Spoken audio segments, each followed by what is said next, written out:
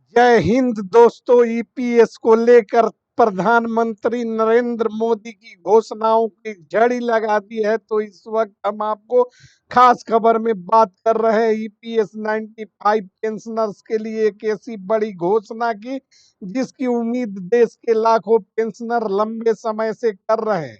कल्पना कीजिए, स्वतंत्रता दिवस के अवसर पर लाल किले की प्राचीर से प्रधानमंत्री नरेंद्र मोदी देश को संबोधित करते हुए कहते हैं कि पीएस 95 पेंशनर की लंबे समय से चली आ रही मांग को देखते हुए न्यूनतम पेंशन को बढ़ाकर 7,500 प्रति माह करने और उसके साथ महंगाई भत्ता डीए देने का फैसला किया गया है। जैसे ही यह घोषणा होती है, पूरे देश में पेंशनर्स के बीच खुशी की लहर दौड़ जाती है।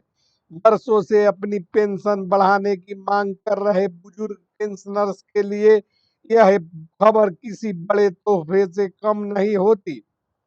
प्रधानमंत्री अपने संबोधन में कहते हैं कि सरकार का उद्देश्य केवल विकास करना ही नहीं, बल्कि उन वरिष्ठ नागरिकों और पेंशनरों को सम्मान और प्रतिष्ठा और आर्थिक सुरक्षा सुनिश्चित भी करना है, जिन्होंने अपने जीवन के महत्वपूर्ण वर्ष देश की अर्थव्यवस्था और संस्थानों को मजबूत करने में लगाए। इसके बाद जो है कि जैसे ही 7,500 न्यूनतम पेंशन और डीए की बात सामने आई, पेंशनरों के बीच जो है कि जीवन में उनको खुशियों की लहर दौड़ गई और 7,500 न्यूनतम पेंशन मिलने की संभावनाओं में प्रबल वृद्धि हुई। और पेंशनर्स के बीच सबसे बड़ा सवाल उठता है कि पेंशनर्स कब पेंशन कब से लागू होगी, किसके साथ लाभ मिलेगा और बैंक खाते में कितनी राशि आएगी। अगर ऐसी कोई व्यवस्था वास्तव में लागू की जाए तो पेंशन की वास्तविक राशि हर व्यक्ति के रिकॉर्ड, पात्रता और सरकार द्वारा तय नियमों पर निर्भर करेगी। उदाहरण के लिए, किसी पेंशन की मौजूदा पेंशन यदि 1,000 से न्यूनतम 7,500 निर्धारित की जाती है, तो न्यूनतम सीमा और उसके अनुसार 7,500 तक पेंशन मिलने की बात सामने आ रही है। लेकिन डीए जोड़ने के बाद वास्तविक भुगतान कितना होगा, यह सरकार द्वारा निर्धारित डीए की दर और नियमों पर निर्भर करेगा।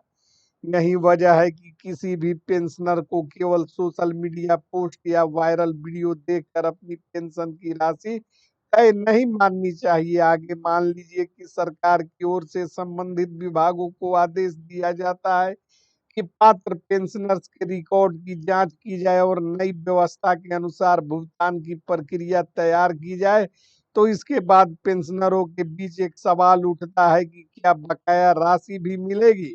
यह घोषणा में यह भी माना जा सकता है कि सरकार इसके लिए अलग से दिशा निर्देश जारी करेगी, जिसमें लागू होने की तारीख, एरियर और भुगतान की प्रक्रिया स्पष्ट की जाती है। लेकिन दोस्तों, यहाँ एक बात बिल्कुल ध्यान रखने वाली है। वास्तविक जीवन में ईपीएस 95 की न्यूनतम पेंशन 7,500 होने या डीए जोड़ने की बात तभी मानी जानी चाहिए जब केंद्र सरकार, श्रम या ईपीएफओ की ओर से आधिकारिक अधिसूचना जारी हो। केवल किसी वीडियो के शीर्षक, थंबनेल या सोशल मीडिया पोस्ट को देखकर इसे सरकारी फैसला मान लेना सही नहीं होगा। फिर भी इस घोषणा का उद्देश्य यह दिखाना है कि अगर कभी सरकार ईपीएस 95 पेंशन की न्यूनतम पेंशन बढ़ाने जैसे डीए जैसी व्यवस्था लागू करने का फैसला करती है, तो लागू पेंशनर्स के बीच इसका कितना बड़ा प्रभाव पड़ेगा। बढ़ी हुई महंगाई और बढ़ी हुई पेंशन से बुजुर्गों के रोजमर्रा के खर्च, दवाई, बिजली, पानी, राशन और अन्य जरूरी सामानों की पूरा करने की आर्थिक सहायता मिलेगी। कई पेंशनर्स वर्षों से यह मांग कर रहे हैं कि वर्तमान न्यूनतम पेंशन उनके जीवन यापन के लिए पर्याप्त नहीं है और महंगाई को देखते हुए इसमें सुधार होना चाहिए। इसीलिए 7,500 और डीए जैसी मांग पेंशनर्स के बीच लंबे समय से चर्चा का विषय रही है। अब सवाल यह है कि अगर भविष्य में ऐसा कोई फैसला आता है तो पेंशनर को सबसे पहले क्या करना चाहिए।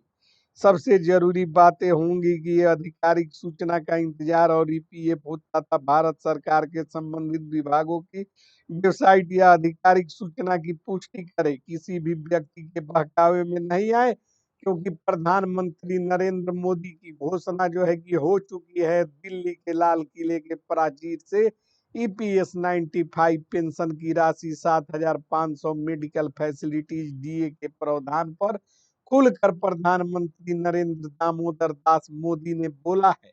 मोदी ने कहा है कि ईपीएस 95 पेंशन को प्राथमिकता के आधार पर बढ़ाकर 7,500 किए जाएंगे। मेडिकल फैसिलिटीज में डीए का प्रावधान किया जाएगा और तमाम तरह की सुविधाएं लागू की जाएंगी।